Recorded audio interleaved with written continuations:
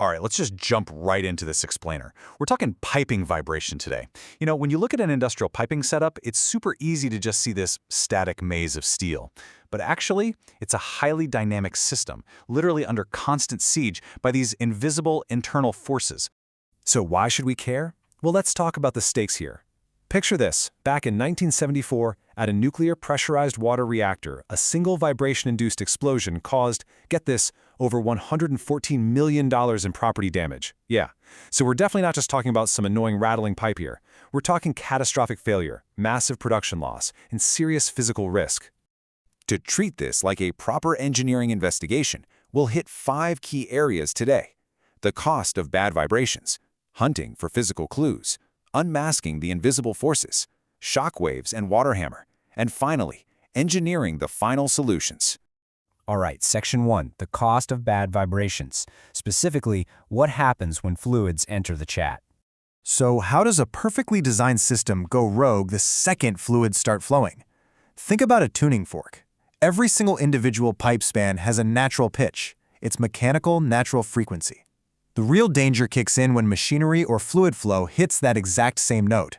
When the excitation forces in the system match the pipe's natural frequency, you get resonance.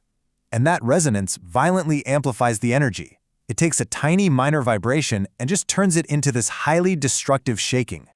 Moving on to Section 2, hunting for physical clues. Let's look at walkdown symptoms. Imagine you're walking into a plant like a forensic engineer. You can't just rely on your computer models here. You've got to look for real-world visceral clues. Keep your eyes peeled for fatigue cracks in the piping, or fresh leaks right at the flanges. Are there broken or loose pipe clamps? What about cracked concrete piers underneath them? One dead giveaway is rubbed weight supports. If you see bright, exposed metal, you know friction is doing its thing.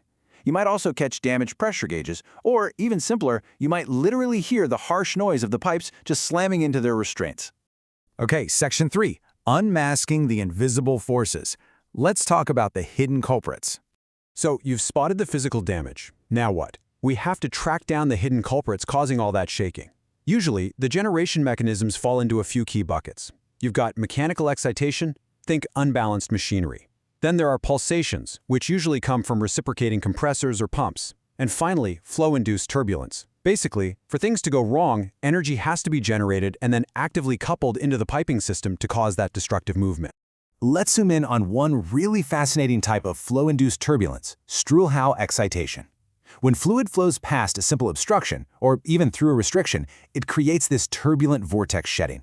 And if the frequency of those shedding vortices happens to lock into the acoustic natural frequencies of the pipe itself, wow, it produces severe noise and massive vibration. It's wild. The fluid is literally playing the pipe like a wind instrument, just with devastating consequences. And speaking of devastating, internal pulsation can get incredibly violent. Listen to this. Amplification factors for pulsation resonances can be as high as 50. 50! That means the tiny, seemingly harmless pressure pulse from a pump can be magnified 50 times over if it perfectly hits a resonance node. It's just a crazy, incredibly dangerous multiplication of force. But hey, it's not all doom and gloom. This invisible danger has actually been turned into an exact science. We don't have to just sit around and guess when a pipe is going to fail. By using velocity stress factor correction data, engineers can actually track, model, and calculate these forces way before a rupture happens. By looking at the exact configuration of the pipe, whether it's an L-band or a U-band, they can pin down the absolute maximum dynamic stress limits of the entire system. Moving right along to Section 4, shockwaves and water hammer. These are your violent, transient threats. Now, we aren't just talking about a steady, resonant hum anymore. We really need to address one of the most immediate and violent threats a piping system can face. We're talking hydraulic water hammer and system surges. Both of these introduce massive, transient shock loading into the pipes. Think about water hammer for a second. Just starting and stopping a pump, or quickly opening and closing a valve, it takes a totally routine operation and turns it into a devastating physical blow. Surges are slightly different. They usually happen in centrifugal compressors during low-flow conditions, which causes this violent backflow. But both events, they just absolutely slam the piping with high-impact loads. We're talking forces that can instantly exceed the structural limits of the system's restraints. And that brings us to Section 5, engineering the final solutions. How do we actually neutralize the threat? So, we've spotted the clues, we've unmasked the invisible forces. The big question is, how do we fix it? The most effective solutions always come down to a pretty strict hierarchy. Step 1, reduce the excitation forces. Step 2, detune the mechanical or pulsation resonances. And Step 3, eliminate the coupling mechanisms transferring all that energy. Basically, you absolutely have to break the chain connecting the energy source to the physical resonance of the pipe. Let's say your issue is mechanical resonance. In that case, engineers actually go in and manipulate the pipe's natural frequency.